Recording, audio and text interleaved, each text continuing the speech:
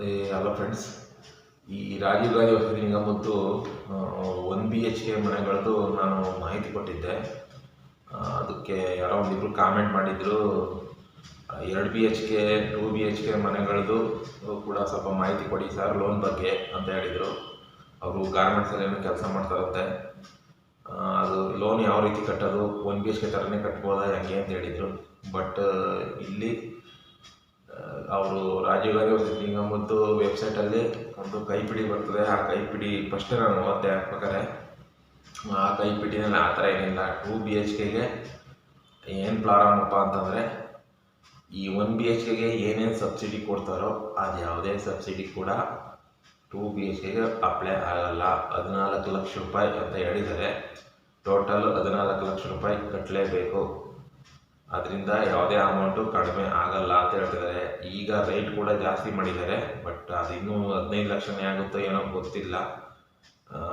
ಒಟ್ಟಿನಲ್ಲಿ 14 ಲಕ್ಷ ರೂಪಾಯಿ ಕಟ್ಟಬೇಕು ಅಂತ ಹೇಳಿದರು. ಅದರಲ್ಲಿ ಅವ್ರು ಹೇಳಿದ ಪ್ರಕಾರ ಮೊದಲನೇ ಹಂತದಲ್ಲಿ ಒಂದು ಮೆಸೇಜ್ ಬರುತ್ತೆ ನಮಗೆ. ಫಸ್ಟ್ ಅಪ್ಲಿಕೇಶನ್ ಹಾಕಿ ಒಂದು 2 ರಿಂದ 3 ತಿಂಗಳು ಆಗ್ಬೋದೇನೋ.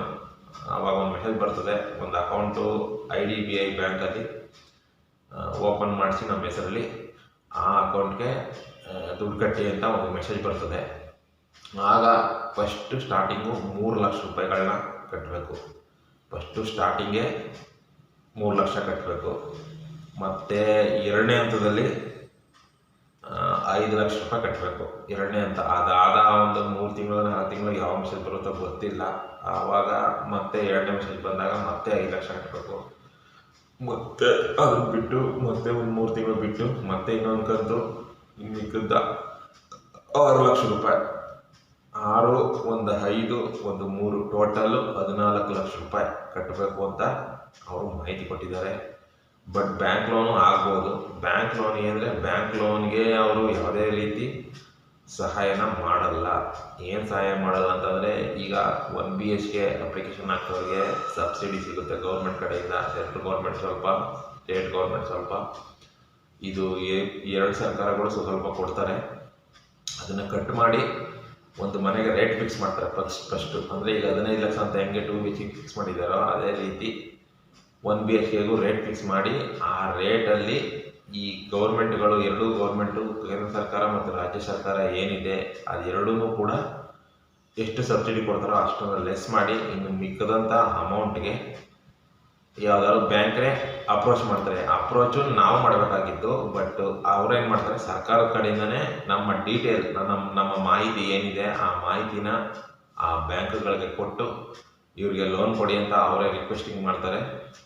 ಆ ಬ್ಯಾಂಕ್ ಅವರು ನಮ್ಮದ ಮಾಹಿತಿಗಳನ್ನ ತಗೊಂಡು ಆ ಮಾಹಿತಿ ಮೇರೆಗೆ ನಮ್ಮದು ಫೋನ್ ನಂಬರ್ ಕೂಡ ಅವ್ರ ಹತ್ರ ಇರುತ್ತೆ. ಅದೇ ಫೋನ್ ನಂಬರ್ ಇಟ್ಕೊಂಡು ನಮ್ಗೆ ಕಾಲ್ ಮಾಡಿ ಎಲ್ಲಿದೆ ನಿಮ್ಮ ಮನೆ, ಹೇಗೆ ಎತ್ತ, ಏನು ಬಿಸ್ನೆಸ್ ಮಾಡ್ತೀರಾ ಅಥವಾ ನೀವು ಏನು ಕೆಲಸ ಮಾಡ್ತೀರಾ ಅಂತ ವಿಚಾರಿಸಿ ನಮಗೆ ಸಿಬಿಲ್ ಸ್ಕೋರ್ ಏನಿದೆಯೋ ಬ್ಯಾಂಕ್ ಅಕೌಂಟ್ದು ಅದ್ರ ಮೇಲೆ ನಮಗೆ ಲೋನ್ ಅಪ್ರೂವ್ ಆಗುತ್ತೆ.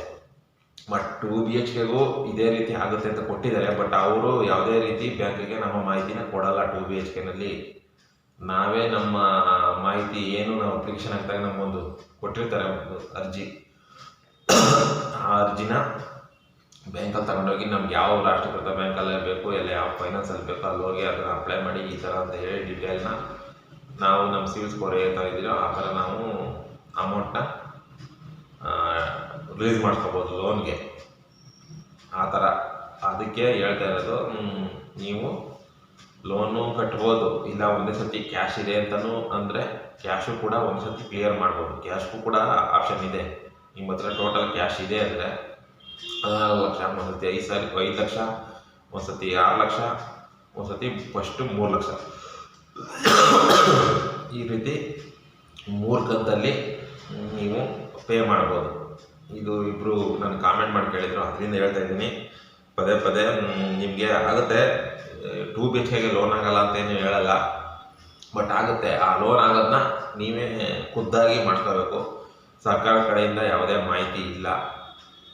ಅಂದರೆ ಲೋನ್ ಕಟ್ಟಬೇಕಾದ್ರೆ ನೀವು ಮಾಡಿಸ್ಕೊಂಡು ಸರ್ಕಾರಕ್ಕೆ ಅದನ್ನು ಬ್ಯಾಂಕ್ ಕಡೆಯಿಂದ ಡೈರೆಕ್ಟಾಗಿ ಪೇ ಮಾಡಿಸ್ಬೇಕಾಗುತ್ತೆ ಅಷ್ಟೇ. ಅದು ಬಿಟ್ಟರೆ ಅವರು ಲೋನಲ್ಲಿ ಯಾವುದೇ ರೀತಿ ರಾಜೀವ್ ಗಾಂಧಿ ವಸತಿ ನಿಗಮ ಏನಿದೆ ಅದು ಯಾವುದೇ ರೀತಿ ಅದರಿಂದ ಅದಕ್ಕೆ ಅದ್ರ ಜೊತೆ ಮಾತುಕತೆ ನಡೆಸಲ್ಲ. ನೀವೇ ಅದು ಮಾತುಕತೆ ಆಡಿ ಅವ್ರು ಕೊಡಿಸ್ಬೇಕು. ಇಲ್ಲ ಅಂತಂದರೆ ಟೋಟಲ್ ಅವ್ರು ಏನು ಹೇಳ್ತಾರೆ ಅಷ್ಟು ಕ್ಯಾಶನ್ನು ನೀವು ಮಾಡಿಸಿರುವಂಥ ಅಕೌಂಟಿಗೆ ನೀವು ಕಟ್ಟಬೇಕು. ಕಟ್ಟಿದಾಗ ನಿಮಗೆ 2 BHK ಬಂದಿದ್ದು ಕನ್ಫರ್ಮ್ ಆಗುತ್ತೆ ಅಷ್ಟೇ. ಅಷ್ಟು ಬಿಟ್ಟರೆ 2 BHK ಅಂತ ಮಾಹಿತಿ ಇಲ್ಲ. ನಿಮ್ಗೆ ಇನ್ನೂ ಹೆಚ್ಚಿನ ಮಾಹಿತಿ ನಿಮ್ಗೆ ಬೇಕು ಅನ್ನೋದಾದರೆ ರಾಜೀವ್ ಗಾಂಧಿ ವಸತಿ ನಿಗಮದ್ದು ಕಾವೇರಿ ಭವನ, ವಿಧಾನಸೌಧದ ಪಕ್ಕ ಕಾವೇರಿ ಭವನ ಅಂತ ಬರುತ್ತೆ ಬಿಲ್ಡಿಂಗು. ಆ ಬಿಲ್ಡಿಂಗಲ್ಲಿ ರಾಜೀವ್ ಗಾಂಧಿ ಆಫೀಸ್ ಇದೆ. ಆ ರಾಜೀವ್ ಗಾಂಧಿ ಆಫೀಸ್ಗೆ ಹೋಗಿ ನೀವು 2 BHK ಆಗಲಿ 1 BHK ಆಗಲಿ ನಿಮ್ಗೆ ಯಾವುದೇ ರೀತಿ ಮಾಹಿತಿ ಬೇಕು ಅಂತಂದ್ರೂ ಅಲ್ಲಿ ಡೈರೆಕ್ಟಾಗಿ ಹೋಗಿ ಕೇಳಿ. ಯಾಕೆಂದರೆ ನಾವು ನಮಗೆ ಗೊತ್ತಿರುವಷ್ಟು ಮಟ್ಟಿಗೆ, ನಮಗೆ ತಿಳಿದಷ್ಟು ಮಟ್ಟಿಗೆ ನಮಗೂ ಯಾರೋ ಬೇರೆಯವರು ಹೇಳಿರ್ತಾರೆ, ನಾವು ಅದನ್ನು ಇಲ್ಲಿ ವಿಡಿಯೋ ಮಾಡಿ ಹಾಕಿರ್ತೀವಿ. ಬಟ್ ನೀವು ಇದನ್ನೇ ನಂಬ್ಕೊಂಡು ಇದು ಮಾಡಬೇಡಿ. ನಿಮ್ಗೆ ಪಕ್ಕಾ ಮಾಹಿತಿ ಬೇಕು ಅಂತಂದರೆ ಅಲ್ಲಿ ಕಾವೇರಿ ಭವನದಲ್ಲಿ ರಾಜೀವ್ ಗಾಂಧಿದೇ ಒಂದು ಆಫೀಸ್ ಇದೆ. ಅಲ್ಲಿಗೆ ಹೋಗಿ ಆಫೀಸಲ್ಲಿ ನಿಮ್ಗೆ ಏನು ಬೇಕೋ ಎಲ್ಲ ವಿಚಾರಿಸಿದ್ರೆ ಅವ್ರು A to Z ನಿಮಗೆ ಎಲ್ಲ ಡೀಟೇಲ್ ಕೊಡ್ತಾರೆ. ನಿಮಗೆ 2 BHKಗೆ ಲೋನ್ ಆಗುತ್ತಾ, ಇಲ್ಲಾಂದರೆ ನಾವೇ ಮಾಡಿಸ್ಕೋಬೇಕಾ, ಇಲ್ಲ ಮಾಡಿಸಿದ್ರೆ ಯಾವ ಥರ ಮಾಡಿಸ್ಬೇಕು, ಯಾವ ಬ್ಯಾಂಕಲ್ಲಿ ಮಾಡಿಸ್ಬೇಕು, ಏನು ಎತ್ತ, ನಿಮ್ಮ ಪ್ರತಿಯೊಂದು ಡೀಟೇಲು ಕೂಡ ಆ ರಾಜೀವ್ ಗಾಂಧಿ ಆಫೀಸ್ ನಿಗಮದಲ್ಲಿ ಹೇಳ್ತಾರೆ, ನಿಮಗೆ ಡೀಟೇಲ್ನ ಕೊಡ್ತಾರೆ. ದಯವಿಟ್ಟು ಅಲ್ಲಿಗೆ ಒಂದ್ಸರಿ ವಿಸಿಟ್ ಮಾಡಿ ಹೇಳಿ. ಬಟ್ ಇಲ್ಲಿ ಅಪ್ಲಿಕೇಶನ್ ಹಾಕಿದಾಗ ಒಂದು ನಂಬರ್ ಕೊಟ್ಟಿದ್ದಾರೆ, ಅದು ರಾಜೀವ್ ಗಾಂಧಿ ವಸತಿ ನಿಗಮದ್ದು ಏನಾದ್ರು ನಿಮಗೆ ಡೀಟೇಲ್ ಬೇಕು ಅಂದರೆ ಮಾಡಿ ಅಂತ. ಬಟ್ ಆ ಮೊಬೈಲ್ ನಂಬರ್ ವರ್ಕ್ ಆಗಲ್ಲ, ನೀವು ರಿಂಗ್ ಆಗುತ್ತೆ ಬಟ್ ಯಾರೂ ತೆಗಿಯಲ್ಲ. ಅದರಿಂದ ಹೇಳ್ತಿದ್ರೆ ನೀವು ಡೈರೆಕ್ಟು ರಾಜೀವ್ ಗಾಂಧಿ ವಸತಿ ನಿಗಮದ ಆಫೀಸ್ಗೆ ಹೋಗಿ ನಿಮಗೆ ಬೇಕಾದಂಥ ಮಾಹಿತಿನ ತಿಳ್ಕೊಳ್ಳಿ ಅಂತ ಹೇಳ್ತಾ ಈ ವಿಡಿಯೋನ ಮುಗಿಸ್ತಾ ಇದ್ದೀನಿ ಫ್ರೆಂಡ್ಸ್.